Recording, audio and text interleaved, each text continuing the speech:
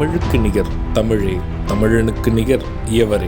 2 அடியில் நம்மால் எதுவும் செய்ய இயலாது என்று எண்ணும் மனிதனிடத்தில் 2 அடி குரலில் எதையும் நம்மால் செய்ய முடியும் என நம்பிக்கையை ஊக்குவித்தது திருக்குறள். வணக்கம் ஐயா. வணக்கம். இன்னைக்கான குறள் என்னங்க ஐயா? இன்னைக்கான குறள் அதிகாரம் 114 நாணுத்துற உரைத்தல்.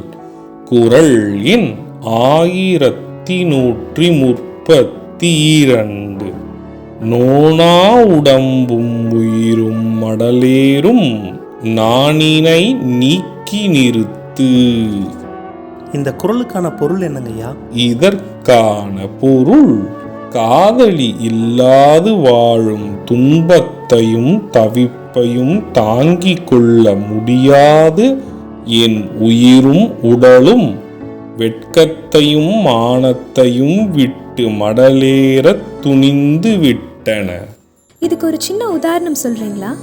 இதற்கான உதாரணம், காதலி இல்லாமல் துன்பமான வாழ்க்கையை தாங்கிக் கொள்ள முடியாதவன் அவனும் தன் உயிரை மாய்ச்சி கொள்ள துணிந்து விடுவான். நான் சொன்ன குறளும் அதோட விளக்கமும் உங்களுக்கு பயனுள்ளதா இருந்ததா?